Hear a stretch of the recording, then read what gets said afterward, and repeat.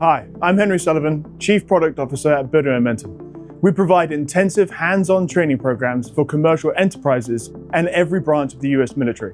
Our programs focus on emerging technologies and their real-world applications, such as 3D printing for drone design and manufacturing. Through our partnership with Formlabs, we offer end-to-end solutions for developing customized, high-performance, unmanned aerial, ground, surface, and underwater systems. Today, we'll examine two key 3D printing technologies, stereolithography and selective laser sintering. We'll discuss leveraging each fabrication method to design and produce durable mission-ready drones.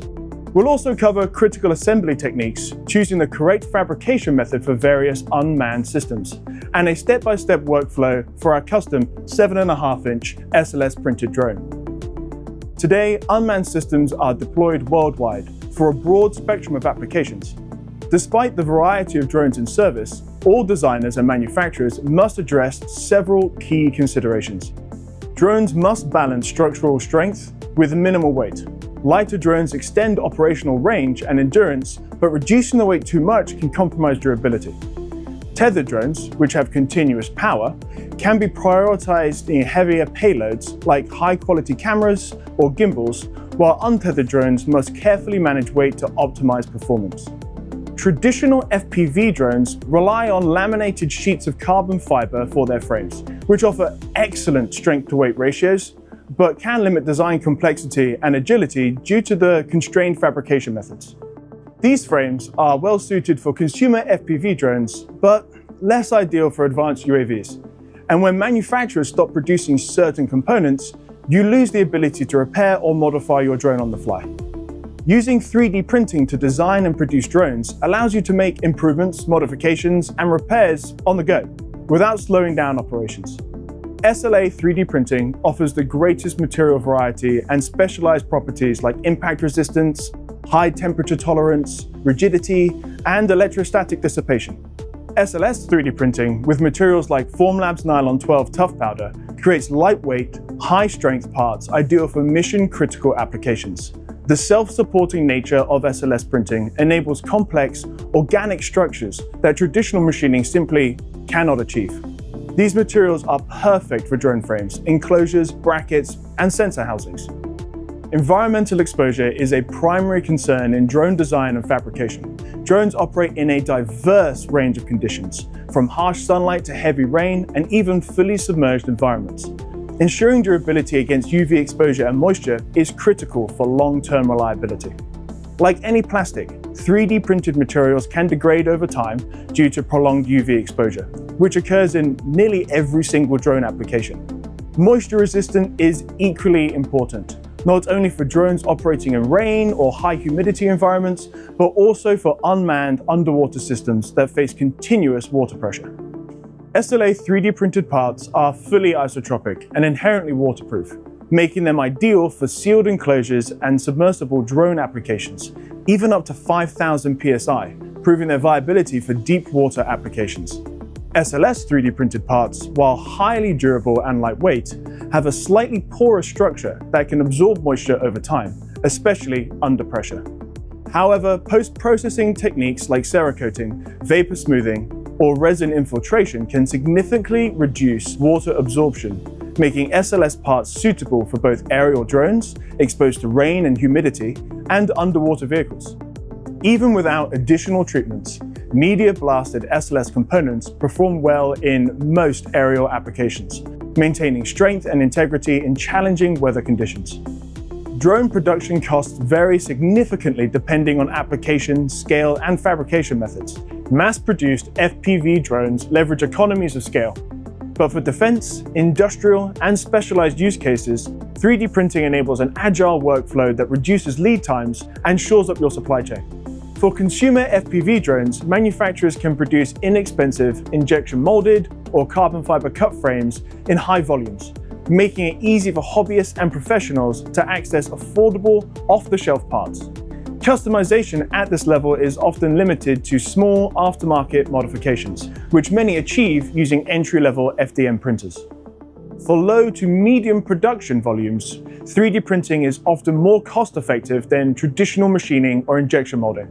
which can require expensive tooling.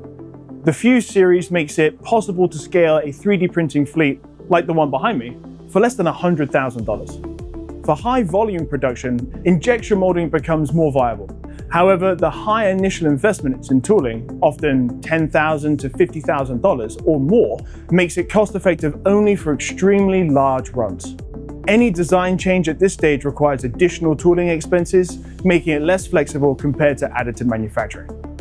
In military and supply chain constrained environments, additive manufacturing bypasses traditional procurement bottlenecks, enabling on-demand, field-adaptable production without long lead times. A drone unit deployed in remote or contested areas can manufacture replacement parts for custom modifications in theater, ensuring continued mission readiness without waiting for centralized supply chains to deliver components. For a company developing a new drone platform, SLS 3D printing allows rapid prototyping, functional testing, and even initial small batch deployment before committing to mass production. By understanding production scale, cost constraints, and operational flexibility, drone manufacturers can determine the optimal balance between additive and traditional manufacturing methods to meet mission needs and budget requirements. Drones require careful electromagnetic interference and radio frequency management to ensure reliable communication, navigation, and sensor performance. Nylon 11 carbon fiber has been validated for EMI shielding and is currently used by major defense contractors for tactical unmanned aerial systems at scale.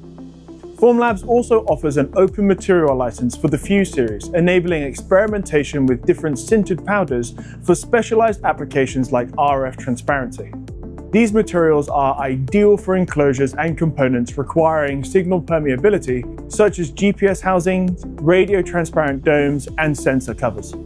TPU-90A, with its flexible properties, is especially useful for soft mounting RF-sensitive electronics, reducing vibration and ensuring clear signal reception. SLS is a fantastic platform for this drone frame. With the highly modular design that we've taken here, we can switch out arms, components as they break or need to be repaired. We've also got a highly customized design with the high power components up near the front, without any fear of affecting the sensitive RF components towards the back. We've also used the nylon 12 tough powder, which is about the same weight for a 7.5-inch drone that you can get from another manufacturer, having similar properties in terms of stiffness and durability.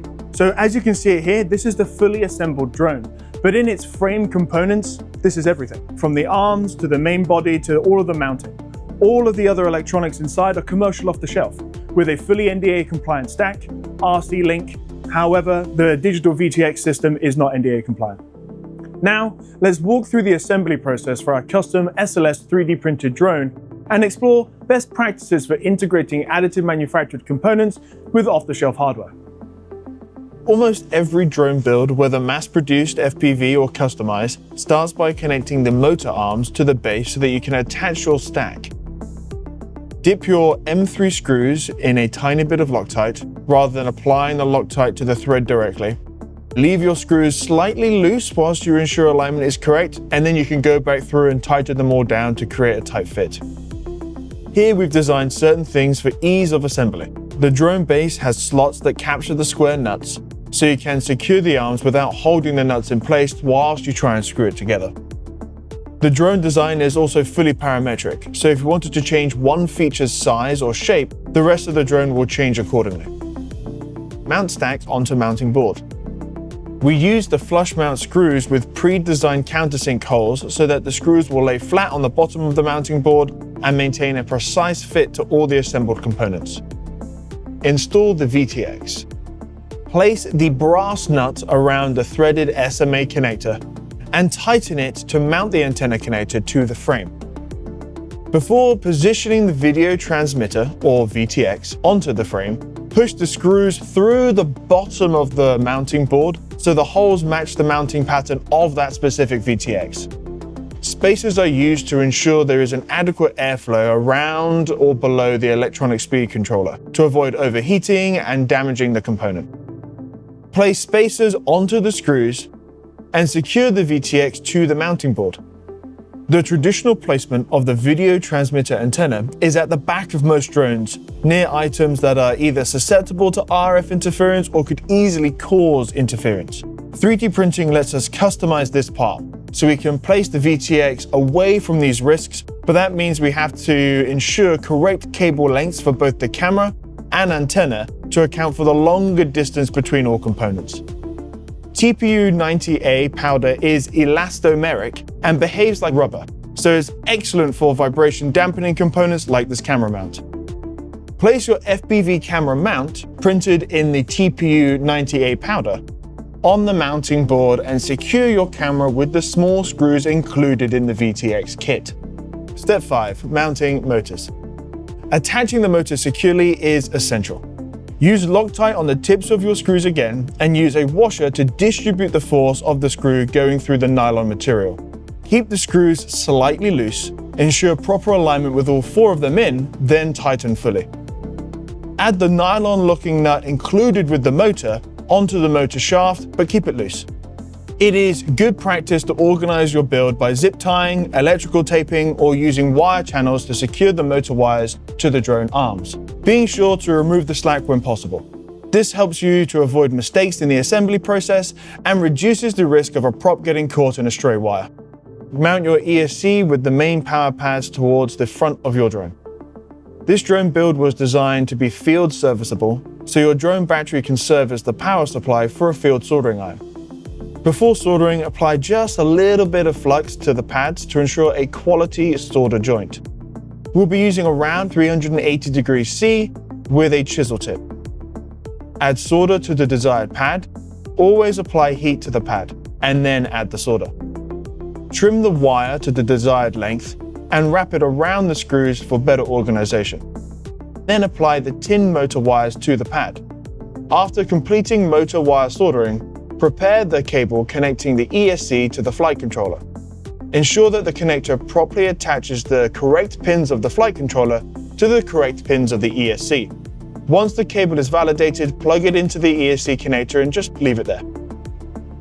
Mount the GPS module into the TPU mount before connecting the supplied cable. Use a small tool to clear out some of the additional powder if needed. Push the UFL connector end of the RC receiver antenna through the hole in the underside of the TPU mount. You might need to use a small tool to push it all the way through. Cut one of the antenna holes on the backside of the TPU mount. This allows for the RC antenna to mount without breaking or bending. We've made this design able to fit multiple sizes of RC antennas. Twist the GPS cable so it's easier to push through the frame, helps reduce EMI, and adds a polished look to your drone. Feed the UFL connector through the hole at the rear of the mounting board to terminate where the RC receiver will live. Lastly, attach the RC receiver to the antenna.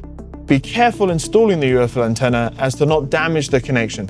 We're using the Ghost RC link, which comes with a locking UFL antenna, which makes the antenna a little bit more secure. We use a frame-mounted XD60 connector for easy connection and disconnection of the power source. Cut the 12-gauge red and black wire to length, appropriately strip and tin the ends, and solder one end to the XD60 connector. The flat side is positive. Add heat shrink to minimize the risk of short circuits. Next, mount the XD60 connector directly onto the frame using M3 hardware, and route the power cables back to the ESC. Solder the wires to the ESC's main power pads. Now we want to start the process of mounting the flight controller on top of the ESC. The ESC needs to talk to the flight controller to receive motor commands. Flip the flight controller upside down and place it onto the mounting screws so that it's easier to access the solder pads. Prepare solder pads to connect the GPS module by cleaning and tinning those pads. In addition to location information, the module also has a magnetic compass. That information comes from a different channel, and we need to make sure we're attaching the right wires to the right pads. Please refer to the manufacturer's pin/wiring guide to ensure proper connections. The radio that receives all the pilot commands also needs to be soldered to the flight controller. Tin the wires and ensure the proper pins are connected to the correct pads. For this particular flight controller, we need to solder together a set of jumper pads to use the raw battery voltage for powering the flight controller board. You can find these pads on the underside of the flight controller. Using the cable that was previously plugged into the ESC, attach the other end into the flight controller. Using the datasheets for both the flight controller and the VTX, make a cable that properly connects the two. Plug in that VTX cable as well. As required by the FAA, you must use a remote ID if you're flying commercially. You do not need this if you're flying recreationally under 250 grams. Many FPV consumer drones weigh 249 grams to avoid this regulatory hurdle. Attach the remote ID module by soldering the positive and negative wires to an available 5-volt and ground pin pair on the flight controller. Place the SLS-printed cover on top of the mounted board. This design uses slots for airflow and cable routing. Route the remote ID power cable through one of these slots. Attach the FPV antenna. Place the propellers on the motors, secure them with nylon locking nuts, and tighten the nuts with a wrench. Secure the battery pack with Velcro straps, and tape the balance lead of the battery out of the way so it doesn't get tangled or nicked by any of the propellers. By applying these design and assembly strategies, we ensure that our drone remains lightweight, durable, and easy to maintain while taking full advantage of the flexibility that additive manufacturing provides. To learn more about the Fuse Series SLS ecosystem, contact the Formlabs Aerospace and Defense team. To learn more about Building Momentum's custom additive manufacturing curriculum, including drone design, manufacturing, and operations, visit buildmo.com.